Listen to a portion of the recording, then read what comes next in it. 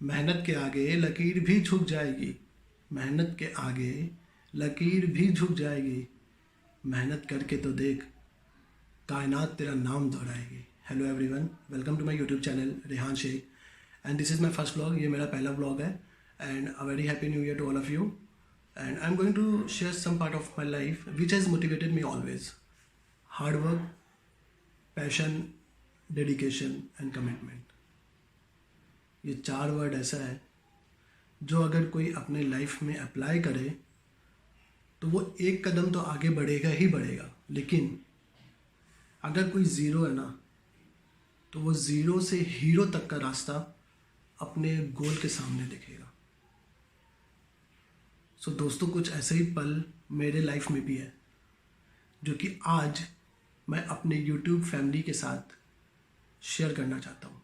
Class 6 जहाँ पे और बच्चों की तरह मैं भी खेलता था, हर टाइम खेलता था। इनफैक्ट उनसे ज़्यादा मैं खेलता था कि स्कूल से आए, बैग फेंके और नीचे खेलना शुरू कर दिए, और जैसे पापा को देखे फिर उसके बाद ऊपर, फिर लंच किए, फिर थोड़ा आराम किए आँख बंद करके ऐसे ही झूठ मूठ कर।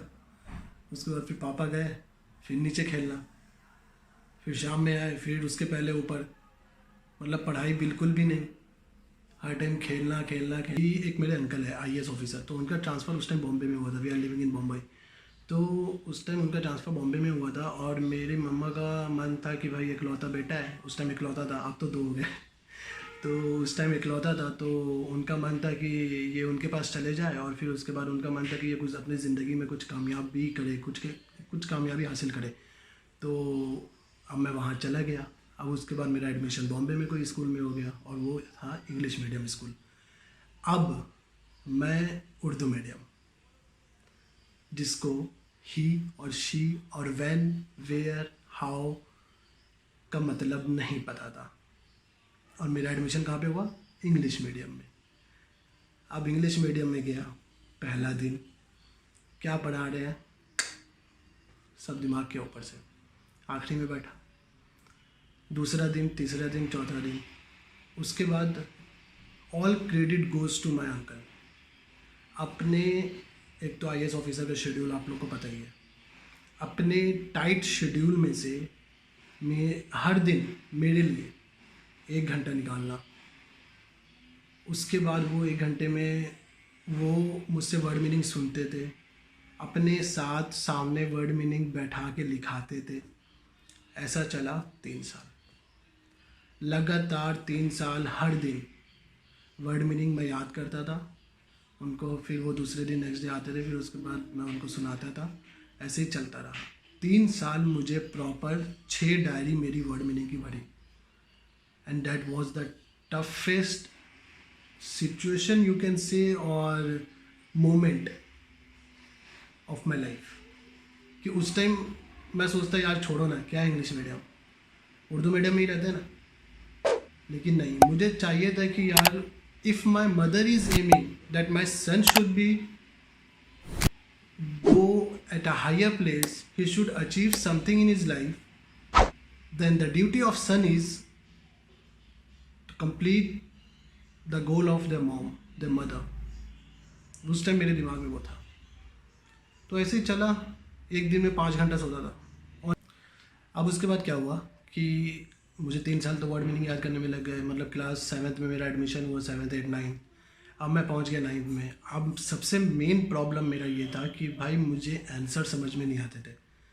मतलब कि एक पेज का आंसर जैसे मैं क्लास में गया और वो टीचर लिखा दिए, और फिर हिस्ट्री, सिविक, ज्योग्राफी, ये सब का जो आंसर्स होते थे वो मुझे बिल्कुल भी समझ में नहीं आते थे। मतलब जो टीचर लिखा है कॉपी में बस वो याद करना, वो भले 1 पेज हो, 2 पेज हो, 3 पेज हो, I don't care at all, वो मैं याद करता था। तो अब 3 पेज का आंसर होता था, 2 पेज, 3 पेज का आंसर होता था। अब मुझे क्या समझ में आएगा? एक तो वर्ड मीनिंग मुझे 3 साल लग गए।